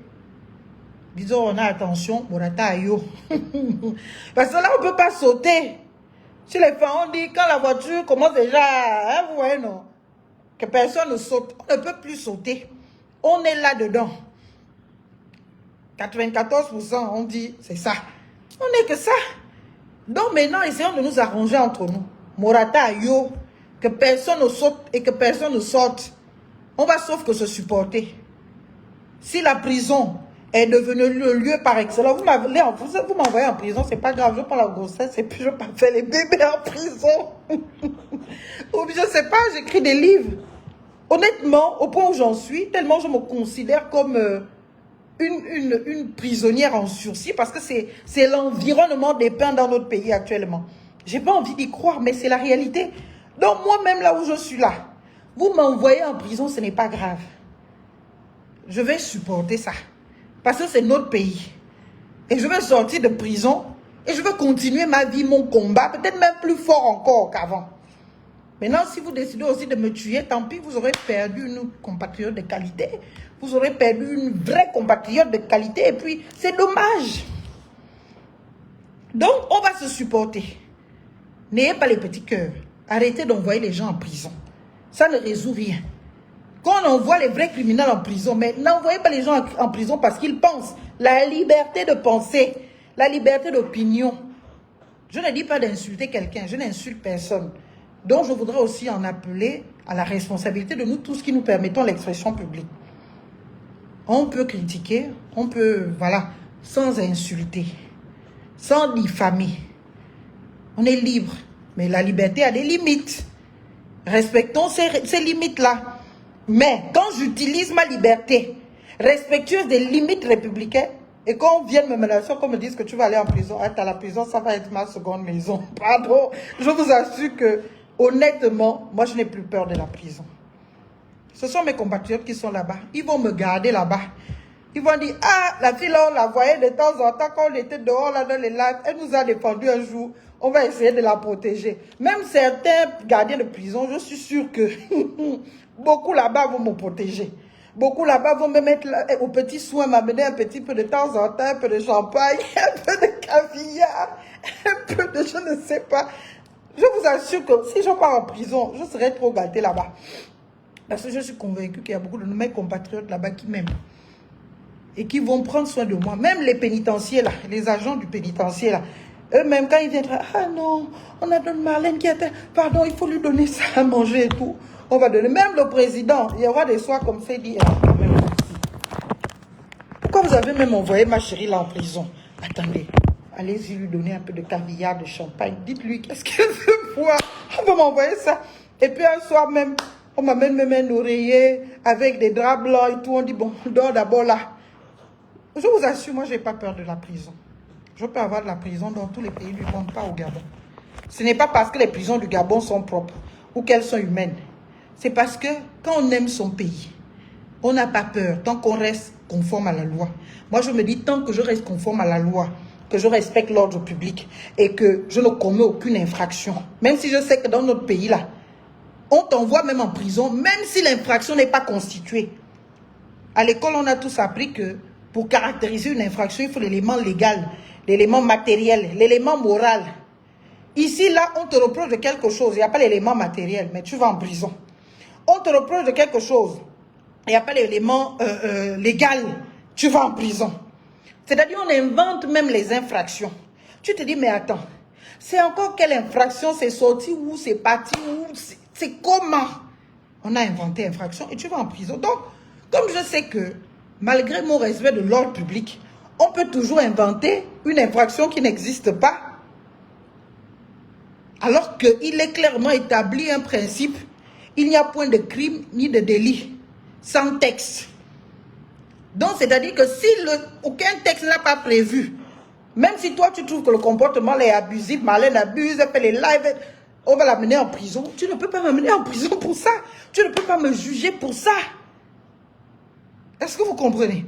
Donc, on va inventer un texte. Donc, c'est pour cela que je dis, hein, moi, Marlène Fabienne Essolé-Fontam, maître Marlène Fabienne Essolé-Fontam, tant que dans ma tête, dans mes axes, je respecte l'ordre public de mon pays, je n'ai pas peur de prison. Le jour où quelqu'un s'amusera à dire que toi, là, je t'envoie en prison, envoyez-moi, j'irai. J'irai avec plaisir. Dans la difficulté, là, je ne vais pas mourir. Sauf si Dieu a dit que je vais mourir. Mais je pense qu'on nous donne toujours les épreuves qu'on peut supporter. Donc moi, je n'ai pas peur de la prison. La seule prison qui va me faire honte ou dont je peux avoir peur, c'est si j'ai volé, si j'ai tué, si j'ai... Mais si c'est seulement parce que j'ai dit ce que je pense. Et dans le cadre du respect de l'ordre public, et qu'on me prend, me jette en prison, papa, je vais aller en prison. Je vais aller faire les cours de droit aux prisonniers là-bas. Je vais leur apprendre leur citoyenneté. Je vais aller faire les cours de république là-bas, leur citoyenneté. Non, parce que sérieux, notre pays là, je ne sais plus. Plus personne n'est garanti d'être en liberté longtemps. Nous tous là, on est des potentiels prisonniers. Je ne sais pas qui a dit ça. Nous sommes des prisonniers qui nous ignorons dehors. Nous nous baladons là dehors, des prisonniers qui s'ignorent. Ce n'est pas ce qu'il faut dans notre pays. Et je voudrais dire à nos très chers compatriotes, ceux-là même des 95% que revenez à la vie, redevenez citoyens. Parce que si c'est nous-mêmes là, les 3%, on pourrait toujours continuer à vous pointer du doigt que c'est à cause de vous qu'on est dans cette merde. Mais, comme on a dit, on est tous dans la même voiture là, personne ne va sauter, on va se supporter. On va se supporter. S'il faut se bagarrer, on va se bagarrer. S'il faut s'envoyer en prison, on va s'envoyer en prison, mais personne ne sortira d'ici. Est-ce que vous comprenez? Personne ne sort. Personne ne sautera de ce véhicule. Nos enfants, trouvez-leur une solution ce week-end. Avant ce week-end. S'il vous plaît. Sinon, moi, je vais commencer à tous vous porter plainte. Même si les plaintes là n'aboutissent pas, je vais tous vous porter plainte. Vous savez que moi, j'aime porter plainte. Même si ça ne marche pas, jusqu'à la Cour constitutionnelle. Je n'ai pas encore osé d'aller au-delà de la Cour constitutionnelle. Parce que je connais mes compatriotes. Dès que je vais faire ça, on dit je suis allé porter plainte à mon propre pays, je ne suis pas patriote. C'est parce que notre conscience citoyenne n'a pas encore beaucoup évolué. C'est pour cela que je me dis, aïe, est-ce que je vais aller dépenser beaucoup d'argent là-bas à l'international pour porter plainte au Gabon, pour que les compatriotes pour lesquels je me bats là, eux-mêmes, ils soient ceux-là qui vont me jeter les pierres. Je réfléchis encore à ça. Mais sinon, Monsieur le Président, s'il vous plaît, ne nous imposez pas une gouvernance illisible. Une gouvernance où on ne sait pas qui gère quoi, qui fait quoi. Une gouvernance fourre-tout. S'il vous plaît, ce n'est ni dans notre intérêt. Ce n'est ni dans, je ne sais pas. Vraiment, c'est avec tout l'amour que je peux avoir pour ce pays, pour les miens, pour vous. Eh bien, que je vous le dis, nous ne méritons pas cela. N'imposez pas au peuple gabonais de vivre dans le passé. Parce que quand on a connu un passé difficile, criminel, odieux, et que l'on a espéré accéder au bonheur, et qu'on en vient à finalement regretter ce passé-là, c'est qu'on est dans une situation absolument dramatique. Entendez-le. Ne le vivez pas contre vous. Ne le voyez pas comme si les Gabonais, ils sont ingrats ou quoi que ce soit. Non. Je sais ce qu'on peut se dire quand on est dans les petits cercles fermés. Je ne parle pas de moi personnellement ou de vous personnellement. Mais je sais dans les sphères de pouvoir ce qui se fait. Quand on est dans une gouvernance, on se dit, mais oui, mais les Gabonais là, ils se prennent pour qui? Mais Georges, il s'appelle comment? Monsieur Libama là, il se prend pour qui? Il a été avec nous, il se permet. D'abord, coffrez-le-moi. Non. That is not the solution. Nothing can be resolved like that. By this way. So, je te parle anglais, je ne sais pas. Rien ne peut être résolu comme ça. Vous avez ce qui combattent là. Notre pays a besoin d'être gouverné. Gouverner, c'est prévoir. Ali Bongola dit, vous l'avez dit, tout le monde le dit, mais personne ne le fait.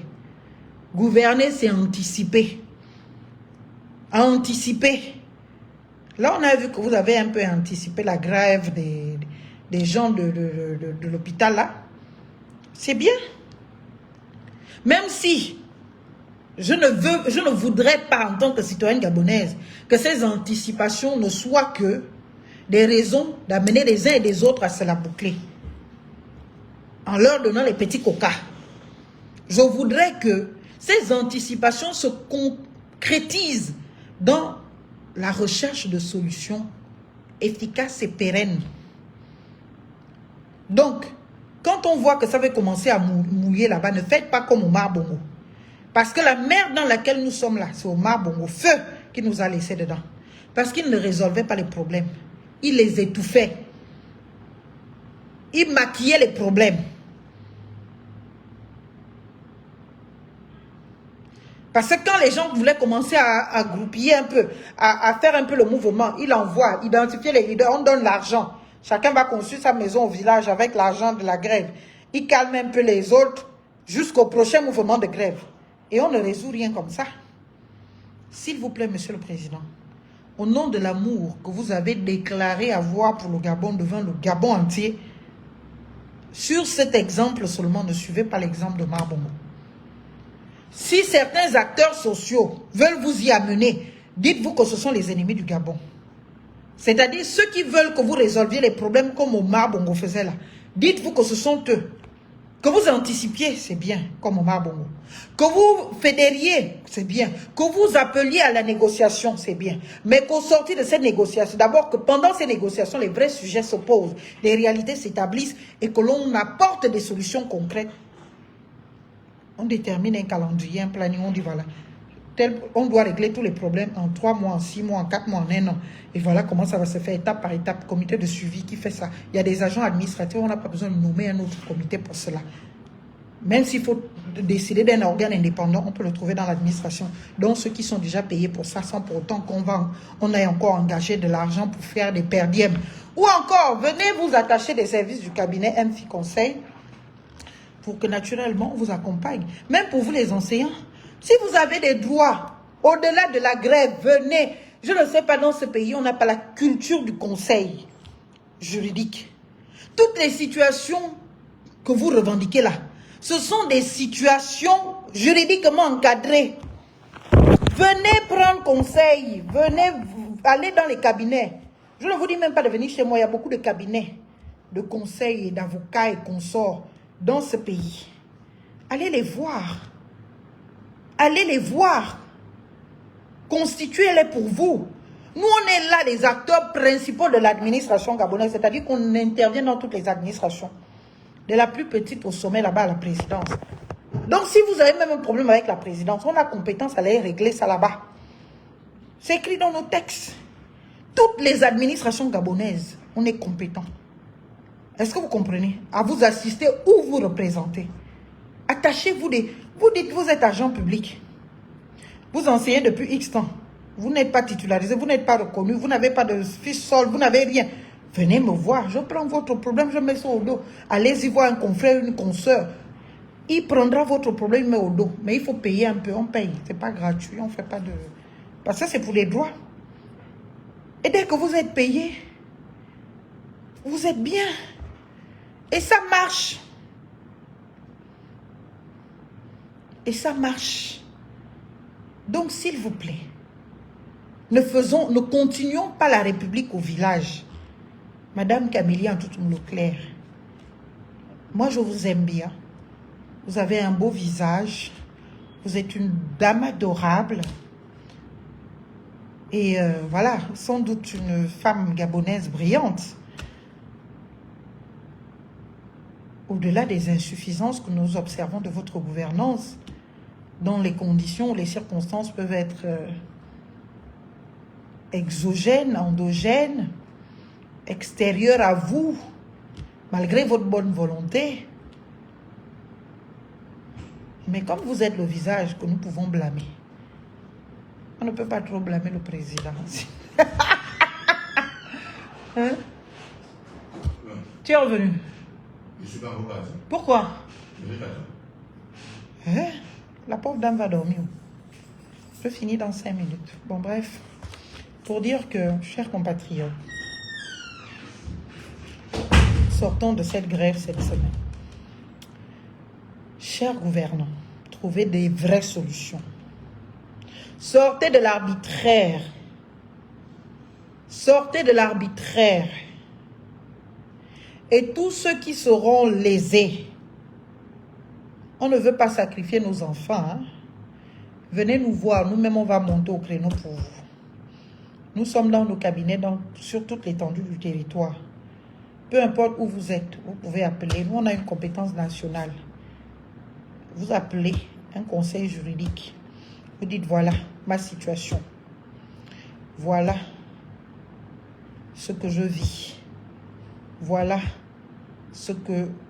quelle est ma situation. Vous pouvez vous mettre même en collectif. Il y a des litiges qu'on règle dans les cabinets là. En collectif, vous êtes 10, vous êtes 20, vous êtes 30, vous êtes 50. Vous êtes dans la même situation. Constituez-vous en collectif. Cotisez-vous, vous payez un peu les honoraires là. Et puis, vous laissez les gens vous défendre. Mais n'embrigadons pas. Parce que s'il n'y a pas de problème, si vous n'avez pas de problème, nous aussi on n'a plus de travail. Donc le fait que l'administration soit défaillante, c'est aussi bien pour nous. En fait, ça nous donne du travail. Ça nous donne du travail. Mais ayez la culture de venir vous voir. Parce que nous, on a le pouvoir d'amener l'administration à assumer ses responsabilités. Et nous, on a même le pouvoir de faire les conférences de presse contre l'administration si elle ne parvient pas à résoudre vos problèmes. Est-ce que vous comprenez? Donc, venez nous voir. Venez nous voir. Vous cotisez, vous payez les honoraires, on prend le dossier, on le traite juridiquement. On ne le traite pas à base de revendications. Oh, s'il vous plaît, grattez la tête. Nous, on ne gratte pas la tête. On dit, voilà ce que disent les textes de la République. Voilà la situation de l'agent. Est-ce que vous-même, là, c'est normal? Donc, quand on prend ça, on applique ça à ça, on applique ça, on fait comme ça, voilà ce que ça donne. Donc, l'État doit indemniser la personne là à la hauteur de temps. Ce que vous faites là, les revendications que vous faites là. Parfois, certains n'auront même pas la rétroactivité de leurs droits alors qu'ils sont en pause depuis longtemps. Alors que vous y avez droit. Je vous le dis. Et l'État ne peut pas dire qu'il est fauché ou il est pauvre. L'État doit toujours payer. Donc, connaissez vos droits. Ce sont des problèmes. Ce n'est pas, retenez que ce n'est pas parce que vous êtes des agents publics ou vous prétendez à devenir des agents publics. D'abord, vous êtes tous des agents publics. Parce qu'un agent public se définit de deux manières. C'est ce que j'ai appris à l'école. Soit parce qu'il accomplit une mission de service public, tu es agent public. Soit parce que, bien évidemment, tu es titularisé. Donc, soit tu es défini par la mission que tu accomplis, soit tu es défini par le statut. Donc, dès l'instant où vous êtes que bénévole ou machin, vous êtes agent public. Et à partir de cet instant, l'administration est liée à vous et vous avez des droits. Donc, Ayez la culture des conseils. Vos frères et sœurs ont des cabinets ouverts dont le travail, c'est de trouver des solutions à ce genre de problème. Venez me transférer vos douleurs. Je vais en faire des délices. Et pas les ministres qui nous montrent qu'ils travaillent là. Moi, je vais les amener à travailler. J'ai pas de problème pour l'instant. Je suis heureuse de savoir que tous les ministères que hier avec lesquels j'ai été en interaction, ils répondent, ils comprennent, même si ce n'est pas dans les temps qu'on veut. Comme moi, je suis une harceleuse professionnelle, dans le sens de la recherche de la vérité de mes clients, c'est-à-dire que dès que vous m'avez vu, vous allez me voir tous les jours. Je vais élire domicile dans votre ministère, dans vos locaux. Donc, every time, you won't miss me. You will see me there. For sure. Donc, vous allez me voir. Chers compatriotes, sortons de la déconne avec tout le respect que j'ai pour chacun de vous. Notre pays va mal. Monsieur le Président, vous nous avez demandé d'attendre après les élections législatives et que le pays allait prendre une autre tournure et que les choses allaient être différentes. Nous avons le regret de constater que les choses ne prennent pas une nouvelle tournure, que les choses s'enfoncent et que le Gabonais en vient, et moi ça me fait personnellement mal, à regretter un passé si passif. Je ne sais pas, quand vous voyez cela, ce que ça vous fait, je ne sais pas. Si cela vous amène à penser que les Gabonais sont ingrats et qu'ils ne méritent pas le sacrifice, le récit du sacrifice ultime de votre part, je vous en supplie, sortez de là. Ne prenez pas cette acception. Ne vous enfoncez pas là-dedans. Entendez les cris des Gabonais. Entendez la douleur des Gabonais. Aujourd'hui, l'éducation nationale. Et vous savez pertinemment, parce que vous êtes le mieux renseigné dans ce pays, que bien d'autres secteurs sont en souffrance. Et que si nous n'anticipons pas les choses, si vous, gouvernants, vous n'anticipez pas les choses, ça peut être dramatique. Je sais que l'administration, lorsqu'on la saisit, régulièrement répond. Au-delà de tous les griefs que je peux faire à certains blocages que j'ai subis dans notre pays du fait de mes engagements politiques, j'avoue que quand j'ai pris à bras le corps les dossiers de nos compatriotes face à l'administration, on est toujours parvenu à trouver des solutions. On est toujours parvenu à trouver des solutions. Et comme je sais que je ne suis pas seule, qu'il y a d'autres confrères et consoeurs et même d'autres professions qui font exactement le même travail, qui arrivent à trouver des solutions pour les compatriotes, je me dis, eh bien, il y a raison d'espérer. Notre pays ne va pas miraculeusement devenir l'état de droit consacré dans les textes, parfois qui se contredisent, mais il va le devenir au quotidien, de par nos interpellations, de par notre intérêt au débat public, de par notre intérêt à la cause nationale et à l'intérêt supérieur de la nation. Je nous invite tous à beaucoup d'amour, parce que l'amour transcende tout. La haine ne règle rien. Il ne sert à rien de régler les choses par la haine. Si c'est vrai, je viens de le lire tout de suite, que M. Libama est sorti de prison et que M. Ndongezo est sorti de prison, je vous prie, chers compatriotes, de continuer de rester dignes, chers syndicalistes, chers pères. Ne rentrez pas dans les combats de personnes et de haine. Vous avez fait un combat noble. Restez ferme là-dessus. Et nous sommes là. Le peuple que vous soutenez là, il est comme il est. Tantôt, tu as envie de donner ta vie pour lui. Tantôt, tu penses que ça ne vaut rien. Parce que nous-mêmes, on est comme on est. Je ne sais pas comment nous définir, mais on est comme ça. Donc, il faut nous supporter. À nos dirigeants, prenez vos responsabilités, s'il vous plaît. Que chacun fasse son petit métier. Si vous avez décidé de garder la ministre, qu'elle fasse son petit métier. au lieu de nous servir une propagande politique qui n'honore pas sa fonction, qui n'honore pas l'institution qu'elle incarne. Les histoires de manger les bédouins dans les lycées, on n'en a pas besoin. Les histoires d'aller faire des levées de couleurs dans les établissements, forcer les enfants à venir à l'école, on n'en a pas besoin. Au lieu de perdre du temps dans ces choses-là pour vouloir prouver qu'il y a cours alors qu'il n'y a pas cours, elle ferait mieux de rester dans son ministère, de convoquer les parties prenantes parce qu'elle a l'autorité. Elle ne peut pas convoquer quelqu'un et la personne dit, même moi qui suis là, si la ministre dit, je vous convoque, et surtout que je suis concernée par le mouvement, je suis leader syndical ou je ne sais pas quoi, si la ministre dit qu'elle veut me voir, quand on respecte les institutions de la République, on ne se lève, on part. Qu'on l'aime, on ne l'aime pas. Et quand on arrive dans le ministère, on enlève le masque de ou je ne sais pas quoi, je n'aime pas la ministre, on enlève ses émotions. Est-ce que vous comprenez? Et puis, on écoute l'autorité. Si on peut répondre tout de suite, on répond. Si on ne peut pas, on a la liberté de dire, Madame la ministre, je vous ai bien écouté, permettez-moi de vous revenir en temps utile ou tant. Vous partez. Ayons aussi le respect de nos autorités, qui qu'elles soient. Ayons le respect, ne serait-ce que par la qualité d'autorité. C'est-à-dire que quelqu'un même que tu méprises au quartier, quelqu'un même que, mais dès que cette personne représente une institution, papa, maman, il faut respecter. Parce que ce n'est pas l'individu là que tu respectes. C'est la charge que porte cet individu que tu respectes. Elle porte l'intérêt général. Elle porte nos intérêts à tous dans son département ministériel. Et elle mérite respect. Ou il mérite respect. Dans une république normalement constituée, c'est comme ça que ça fonctionne. Donc, vos problèmes ont des solutions. Au-delà des mouvements de grève, il y a des cabinets juridiques, des cabinets de conseil, des cabinets d'avocats qui existent, que vous pouvez aller consulter.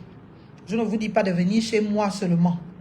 Il y a des confrères, il y a des consoeurs, il y a des avocats. Vous partez voir celui que vous estimez compétent ou en capacité de porter vos causes et de régler vos problèmes. Et généralement, les solutions se trouvent. On n'a même pas besoin d'aller au tribunal pour ça. Parce que quand on connaît son travail, on amène l'administration à savoir que là, ce n'est pas dans son intérêt de s'aventurer au tribunal. Il vaut mieux qu'on règle ça nous-mêmes. Voilà. Et les problèmes sont faits pour être résolus, non pour s'éterniser. Alors, vive la République, vive l'école gabonaise, vivement que tous ceux qui sont acteurs apaisent leur cœur, que les enseignants apaisent leur cœur. Moi-même, je vais faire une exception.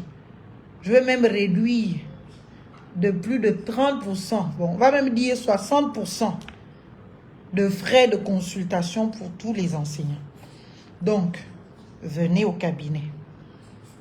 On va suivre vos dossiers, intuitifs personnellement, en considération de vos personnes, de vos situations. Et ça peut même aider l'administration à aller plus vite. Ne venez pas, si vous ne voulez pas m'engorger, personne ne peut m'engorger. Si j'ai 10 000 dossiers à traiter, je vais recruter les Gabonais pour faire ce travail. Est-ce que vous comprenez? Donc, les situations sont tellement différentes. Dans un cabinet, on peut très vite savoir que M. Ndong, lui, il a commencé tant. Voilà tant, il a disposé de temps, il n'a pas disposé de temps. Voilà sa situation, voilà. On trouve une solution, on répare. Donc, c'est un travail que je propose à nous, les acteurs, les auxiliaires de justice, pour permettre que nos enfants reprennent le chemin de l'école. Donc, que chacun se dirige dans le cabinet de conseil de son choix. Il n'y a pas d'obligation à cela. Mais dites-nous si barmakom, zaranema. Quand on a vomi abunana, zamine bomban, moraye, mais zamatier, c'est tout. Donc, allez-y voir vos conseils, allez-y voir vos avocats et posez-leur vos problèmes. Amenez tous les éléments à votre disposition et amenez votre récit. Eux, ils vont suivre vos dossiers dans les administrations pour que ces dossiers-là soient traités le plus rapidement possible. On va s'adresser à l'administration du ministère de l'Éducation. Il a l'obligation de nous répondre formellement. Parce que l'administration est écrite, on écrit à l'administration, elle doit nous répondre et il y a des délais. Donc, dès qu'on a la réponse, on sait quoi en faire. Est-ce qu'on continue? Est-ce qu'on s'arrête? Est-ce qu'on cherche, comment on appelle ça? Une interview, on appelle comment? Une audience pour aller soutenir encore le dossier. Si on en a plusieurs, est-ce qu'on fait les audiences de groupe? Et ça fait qu'on a un représentant. Sur 100 dossiers, on sait qu'un seul individu va être reçu et on va passer au peigne fin, tous les dossiers pour trouver des solutions. Au lieu de faire tout ce qu'on fait là dans l'arbitraire, au pif on choisit, on ne sait pas sur quels critères. Et beaucoup de personnes vont encore se retrouver lésées. Certains devront attendre alors qu'elles ont déjà attendu bien avant. Et d'autres qui sont arrivés hier ont des solutions trouvées. Ça crée des situations absolument de discrimination que personne ne peut entretenir et soutenir. Donc, les problèmes de nos enseignants sont connus. Que nos enseignants continuent au travers, bien évidemment, des cabinets, au-delà des solutions que l'administration va mettre en place. Même si votre situation est déjà au maître de l'administration et que ça suit son cours, allez quand même voir un cabinet. Et là, vous êtes sûr que là, votre dossier sera suivi jusqu'à sa titularisation ou jusqu'à sa régularisation finale. Voilà ce que je voulais vous dire. J'ai beaucoup parlé aujourd'hui. Je vous souhaite une excellente semaine. Je vous souhaite vous porter très très bien. Je vous souhaite vraiment beaucoup de paix et d'amour parce que notre pays en a besoin. Le pays est devenu bizarre. Pour moi, il ne le sera jamais. Parce que cela, je ne perdrai rien de ce que je suis. Je ne perdrai rien de ma citoyenneté. Si elle doit me conduire en prison, eh bien, ce sera avec plaisir que j'irai en prison. Mais non, je ne vous dis pas de violer les lois. Je ne vous dis pas de ne pas respecter les autorités. Je ne vous dis pas de ne pas respecter l'ordre public. On peut être ferme, on peut être critique, on peut être acerbe en restant dans les clous de l'ordre public. C'est quand on en sort que parfois il y a des problèmes. Même si je suis convaincue et consciente de ce que, même quand on n'en sort pas, quand on veut nous créer des problèmes, on nous les crée. Donc nous tous là, futurs prisonniers, tenons bon. C'est notre pays. C'est une étape à passer. On passera cette étape. Et on arrivera à une 6e république où nos garanties fondamentales seront absolues, inviolables, imprescriptibles et lieront obligatoirement dans une effectivité sans... Je ne sais pas comment vous dire ça. Sans embâge ou sans impossibilité de matérialisation, eh bien nos droits. Chaque peuple a des étapes. On est dans une étape institutionnelle et sur le point de vue de nos droits qui est un peu, tant, je ne sais pas comment vous dire ça, qui gazouille un peu, qui vivote un peu, qui n'est pas très stable, qui n'est pas très déterminante, qui n'est pas ferme dans les garanties. Mais tenez bon, on va s'en sortir. On doit s'en sortir. Paix et joie à tous. Beaucoup d'accalmie. Laissez Madame la ministre tranquille. On a compris tout l'environnement.